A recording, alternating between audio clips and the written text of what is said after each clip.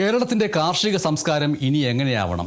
ഏത് രീതിയിലുള്ള കൃഷിമാർഗങ്ങളാണ് ഇനി നമ്മൾക്ക് സ്വീകരിക്കാൻ കഴിയുക? ഇങ്ങനെയുള്ള നിരവധി വിഷയങ്ങൾ ചർച്ചയാവുകയുണ്ടായി കോന്നി ബ്ലോക്ക് പഞ്ചായത്തിൻ്റെ ആഭിമുഖ്യത്തിൽ നടന്ന കിസാൻ മേളയിലും കാർഷിക സെമിനാറിലും. കോന്നി ബ്ലോക്ക് പഞ്ചായത്ത് അംഗത്തിൽ നടത്തിയ ആ സെമിനാറിൻ്റെയും മേളയുടെയും വിശേഷങ്ങളിലേക്ക്.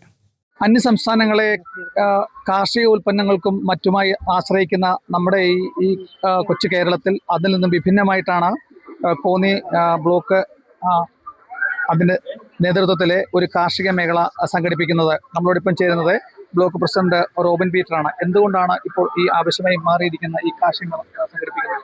തീർച്ചയായും ഇവിടെ സൂചിപ്പിച്ചതുപോലെ കാർഷിക രംഗത്ത് ഒരു പുത്തൻ ഉണർവ്, ഒരു മാറ്റം ഏറ്റവും അനിവാര്യമായ ഒരു ഘട്ടത്തിലൂടെയാണ് നമ്മൾ മുന്നോട്ട് പോകുന്നത്.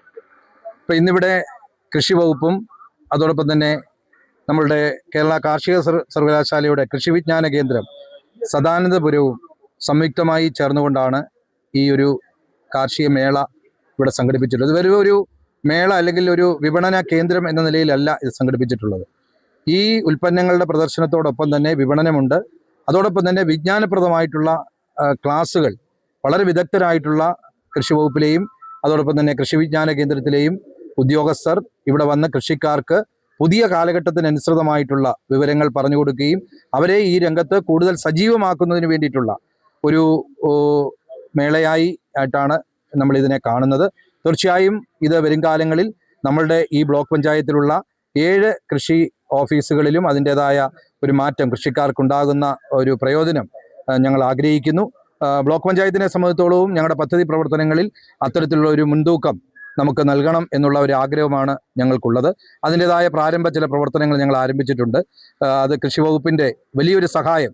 ഇപ്പോൾ നമ്മുടെ കൃഷി വിജ്ഞാന കേന്ദ്രം ആ കാര്യത്തിൽ സദാനന്ദപുരം ആ കാര്യത്തിൽ എടുത്തിട്ടുള്ള ഒരു പ്രാധാന്യം, അപ്പോൾ അവർക്ക് പുതിയ കാലഘട്ടത്തിനനുസൃതമായിട്ടുള്ള പരിശീലനങ്ങൾ അവർക്ക് വേണമെന്നുണ്ടെങ്കിൽ അത്തരത്തിലുള്ള പുതിയ ഉൽപ്പന്നങ്ങൾ നിർമ്മിക്കുന്നതിന് വേണ്ടിയിട്ടുള്ള, ഉൽപ്പാദിപ്പിക്കുന്നതിന് വേണ്ടിയിട്ടുള്ള പരിശീലനങ്ങൾ ഉൾപ്പെടെ നൽകുന്നതിന് വേണ്ടി കൃഷി വിജ്ഞാന കേന്ദ്രം അതിന് തയ്യാറാണ്.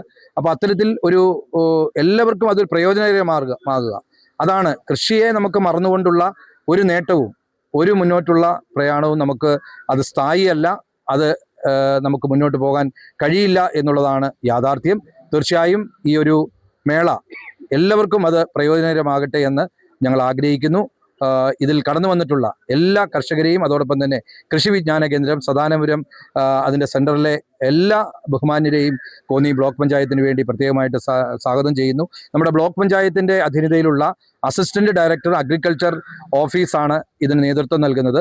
നമ്മുടെ ബ്ലോക്കിലെ 7 കൃഷി ഓഫീസർമാരും ഉദ്യോഗസ്ഥരും അതുപോലെ തന്നെ ജില്ലാതലത്തിലുള്ള നമ്മുടെ അതിൻ്റെ ബന്ധപ്പെട്ട ഉദ്യോഗസ്ഥരും ഒക്കെ ഡെപ്യൂട്ടി ഡയറക്ടർ ഉൾപ്പെടെയുള്ള ആളുകൾ നമുക്ക് വേണ്ട പ്രോത്സാഹനവും പിന്തുണയും നൽകിയിട്ടുണ്ട് എന്നുള്ളതും ഈ സമയത്ത് നന്ദിപൂർവ്വം ഓർക്കുകയാണ്.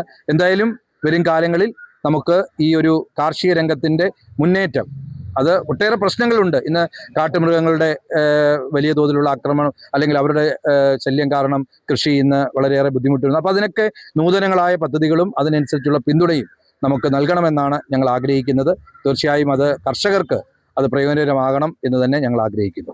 സംസ്ഥാന സർക്കാരും ഈ കൃഷി വകുപ്പും ഓണത്തിനൊരു വിളവെടുക്കാം എന്നൊരാശയമായി ഓണത്തിലേക്ക് വരുമ്പോൾ അതിനു മുമ്പ് തന്നെ കോന്നി ബ്ലോക്ക് പഞ്ചായത്തിന്റെ നേതൃത്വത്തിൽ ഇത് ഇങ്ങനെയൊരു കർഷക കൂട്ടായ്മയും ഈ വിപണന മേളയൊക്കെ സംഘടിപ്പിച്ച ശ്ലാഘനീയമാണ്. തീർച്ചയായും ഇപ്പോൾ ഓണത്തിന് ഒരു 1-2 മാസം മാത്രമേ ഉള്ളൂ. ഇപ്പോൾ എല്ലാ കൃഷി ഓഫീസുകളിലും നമ്മുടെ കൃഷിക്കൂട്ടങ്ങളെ രൂപീകരിച്ചുകൊണ്ട് ഈ ഓണത്തിന് വിവിധ തരത്തിലുള്ള പ്രവർത്തനങ്ങൾ, ഇപ്പോൾ നമ്മുടെ ബ്ലോക്ക് പഞ്ചായത്തിൽ ഒരു ആഗ്രോ ക്ലിനിക് സെൻറ്റർ പ്രവർത്തിക്കുന്നുണ്ട്.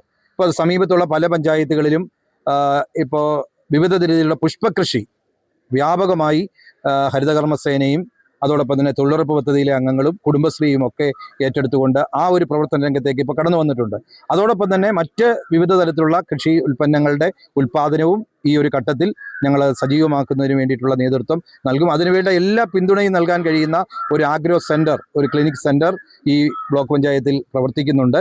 എല്ലാ കൃഷിഭവനിലേക്ക് വേണ്ടിയിട്ടുള്ള വിത്തുകളും അതുപോലെ തന്നെ തൈകളുമെല്ലാം ഇവിടെ നിന്ന് ഉൽപ്പാദിപ്പിച്ചാണ് അത് നൽകുന്നത്. അതിനെ കുറെ കൂടി മോഡേണൈസ് ചെയ്യുന്നതിന് വേണ്ടി, കുറച്ചുകൂടി വിപുലീകരിക്കുന്നതിന് വേണ്ടിയിട്ടുള്ള തുടർ പ്രവർത്തനങ്ങളും ഞങ്ങൾ വരും കാലങ്ങളിൽ ആവിഷ്കരിക്കും. പ്രത്യേകിച്ച് ഈ മലയോര മേഖലയിലെ കർഷകരെ ഈ കൃഷി മേഖലയിലെ ഒരു അതിജീവനത്തിന്റെ പാതയിലാണല്ലോ. ഇവർക്ക് ഈ വിൽക്കുന്നതിന്റെ മൂല്യം കിട്ടാനുള്ള ഒരു അടിസ്ഥാന സൗകര്യം കൂടെ ബ്ലോക്കിനെ നടത്തുന്നു. തീർച്ചയായും ഈ ഉൽപ്പാദിപ്പിക്കുന്ന ഉൽപ്പന്നങ്ങൾക്ക് വിപണി അവർക്ക് മാർക്കറ്റിംഗ് ഏറ്റവും പ്രധാനപ്പെട്ട കാര്യമാണ്. കാരണം ഇത്രയും കഷ്ടപ്പെട്ട് ഉൽപ്പാദിപ്പിക്കുമ്പോൾ ഉൽപ്പാദന ചെലവ് വർദ്ധിക്കുന്നു, അതിനനുസരിച്ചുള്ള ഒരു വില അവർക്ക് ലഭിക്കുന്നുണ്ടോ എന്നുള്ള ഒരു പ്രശ്നമുണ്ട്. അപ്പം ഈ കാര്യത്തിൽ കൃഷി വകുപ്പുമായി ആലോചിച്ചുകൊണ്ട് ഞാൻ ഒരു ബ്ലോക്ക് പഞ്ചായത്ത് എന്ന നിലയിൽ ഏത് കാര്യത്തിൽ ഇടപെടാൻ കഴിയുമോ എന്നുള്ളത് ഞങ്ങൾ തീർച്ചയായും ആ കാര്യത്തിൽ കൂട്ടായി ആലോചിക്കും. വിപണി ഇന്ന് ഏറ്റവും പ്രധാനപ്പെട്ട കാര്യമാണ്.